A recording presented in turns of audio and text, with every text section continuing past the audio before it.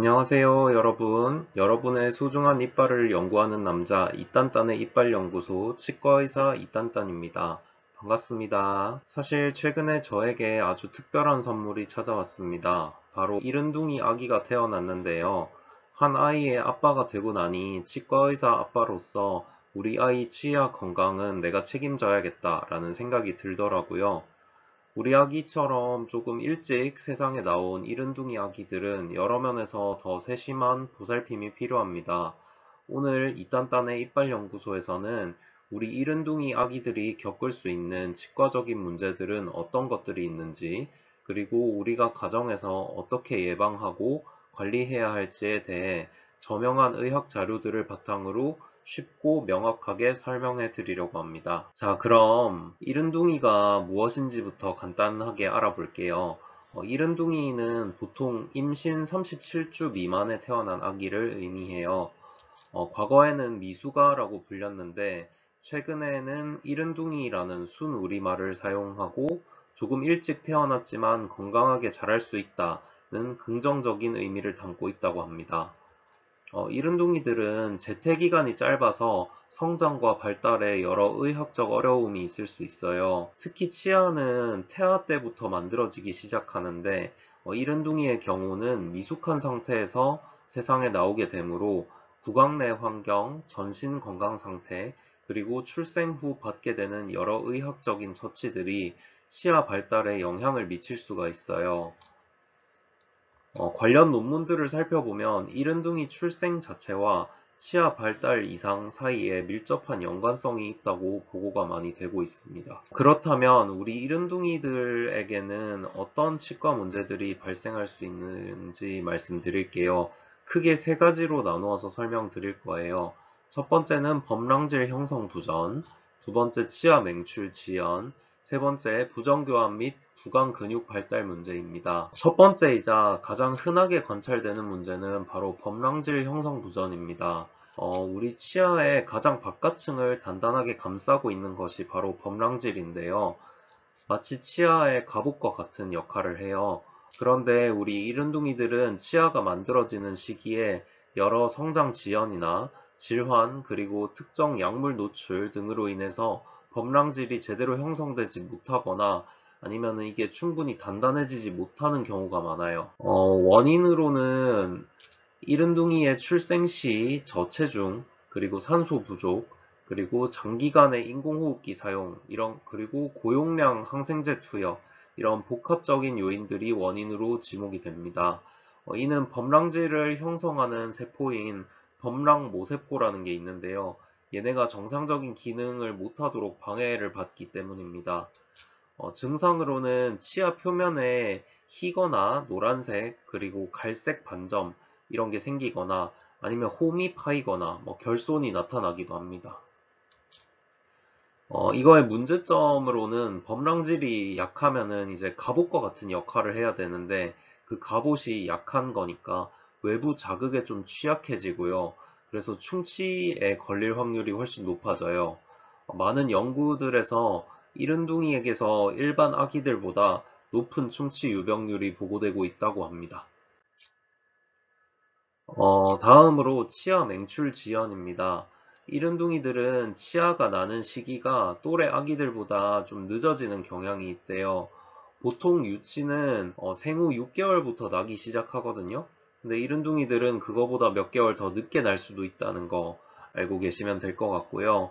원인으로는 이른둥이의 전반적인 성장 지연과 미숙함이 치아의 맹출 과정에도 영향을 미친다고 해요. 태어날 당시에 체중이 적을수록 맹출 지연이 더 심한 경향을 보인다는 연구 결과도 있습니다. 문제점, 맹출 지연 자체가 크게 문제가 되지는 않을 수 있어요. 근데 다른 구강 발달 문제랑 동반이 될 수가 있고요. 좀 드물게는 수유나 영양에 문제가 있을 수도 있다고 해요. 세 번째는 부정교합과 구강 근육 발달 문제입니다. 이른둥이들은 병원에서의 장기간 입원 치료, 특히 인공호흡기 사용 이런 것 등으로 인해서 입천장의 형태나 구강 주변 근육 발달에 영향을 받을 수가 있어요. 원인은 장기간의 기도 삽관이나 입 벌림 등이 구강 안면 구조의 정상적인 성장을 방해할 수 있어요. 또한 이른둥이들은 빠는 힘이 약하거나 구강 근육의 협응이 미숙해서 연하, 그러니까 삼키는 거나 발음 이런 거에 어려움을 겪을 수 있다고 합니다. 가장 중요한 것은 바로 조기 치과 검진이에요. 일반적으로 첫 치아가 나기 시작하면은 치과를 방문하는 게 좋다고 권해드리지만 이른둥이의 경우 더 적극적으로 조기 검진을 하는 게 필수적이라고 해요. 권장사항으로는 첫 치아가 나거나 생후 12개월, 근데 이 12개월은 교정 연령이 아니라 실제 연령 기준입니다. 그런 연령이 되면 반드시 치과에 방문해서 전문가와 상담하는 게 좋다고 합니다. 이른둥이를 위한 특별한 관리 계획을 세우는 것이 좋아요. 검진 목적은 치아의 맹출 상태를 관찰하고 범랑질 이상 유무가 있는지, 그리고 구강 근육의 발달이 정상적으로 되고 있는지 조기에 확인하는 거죠. 그리고 필요하다면 예방 처치를 받기 위함이라고 볼 수 있습니다. 아직 치아가 나지 않았다면 우리 깨끗한 거즈 같은 걸로 아기 아니면 아기용 구강 티슈 이런 것도 요즘 나오거든요. 이런 걸로 잇몸이랑 혀를 부드럽게 닦아주세요. 만약에 모유 수유하는 경우에는 좀 덜 할 수 있는데 분유 수유해 보시면은 그 아기 혀가 약간 하얗게 돼 있는 걸 볼 수 있거든요. 그게 걱정하실 건 아니고 말씀드린 거즈나 구강용 티슈로 닦아주시면 됩니다. 부드럽게. 그리고 첫 치아가 나기 시작하면은 그때부터는 부드러운 아기 칫솔이나 아기용 치약 이런 거를 써서 하루에 2번 정도 닦아주는 게 중요하다고 해요.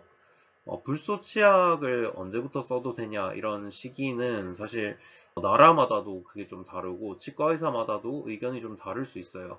그래서 담당하시는 치과 의사랑 상의를 해서 적절한 시기에 되게 소량부터 이렇게 쓰는 거를 시작하시는 거를 추천을 드리고요.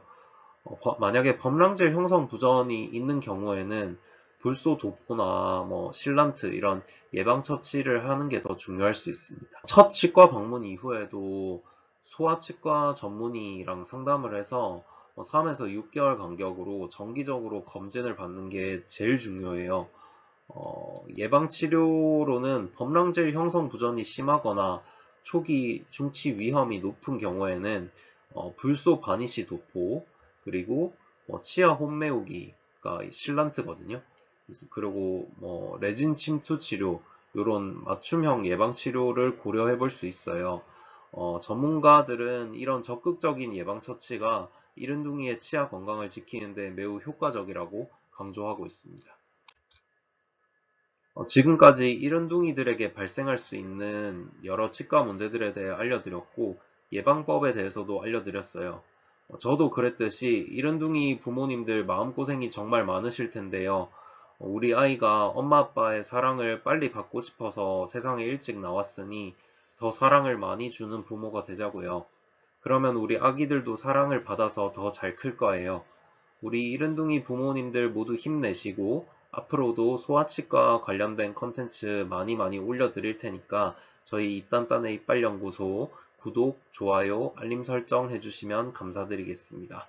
다음에 또 봐요.